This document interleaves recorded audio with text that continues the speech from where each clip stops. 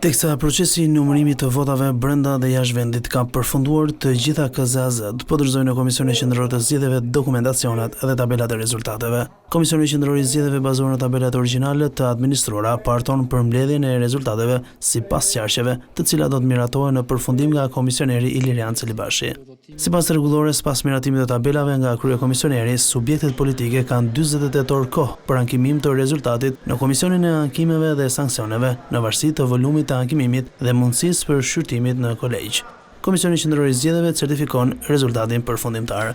Disa nga partitë opozitare kontestuan procesin zgjedhor, ndërsa jo pak nga kandidatët për deputet që nuk arritën të dilnin fitues, drejtuan kërkesë për të marrë pamjet filmike në KQZ. Kontestimet mes kandidatëve nuk munguan as në Partinë Socialiste, ku nga disa pretendime për rimonitorim të pamjeve filmike, e vetmja që nuk u tërhoq nga kërkesa dhe ka siguruar pamjet është Blerina Gjulameti. Ajo nuk arriti të siguronte një vend në parlament, duke humbur me rezultat të ngushtë përballë koleges së saj Olta Xhaçka. Për të gjithë kandidatët fitues, kryesocialisti Edi Rama ka dërguar një mesazh mirënjohjeje për secilin prej tyre.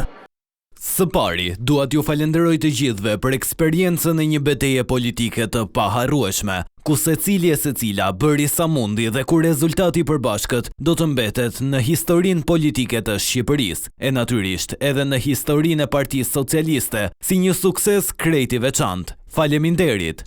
Së dyti, dua t'i përgëzoj shumë përzemërsisht të gjithë ata dhe ato që në fushën e hapur të betejës u përpoqën me të gjitha forcat e tyre dhe u bën fuqi e shtuar e Partisë Socialiste në çdo territor.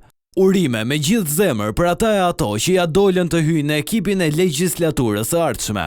Rama nuk la jashtë vëmendjes edhe ata që nuk arritën të kalonin pragun e fitores. Të gjithë atyre që s'ja dolën, u them shumë sinqerisht, se duhet të jenë jo vetëm krenar për pjesën e tyre të çmuar në fitoren e Partisë Socialiste, por edhe të bindur se në rrugën që vazhdon me super sfidën historike të antarësimit të Shqipërisë në Bashkimin Evropian, kontributi i tyre do të jetë shumë i nevojshëm. Prandaj, kokën lart të gjithë bashkë motra e vëllezër, këtu nuk ka humbës, por vetëm fitues. Partia Socialiste siguroi mandatin e 4 qeverisës me një diferencë të theksuar ndaj opozitës me 83 mandate deputetësh.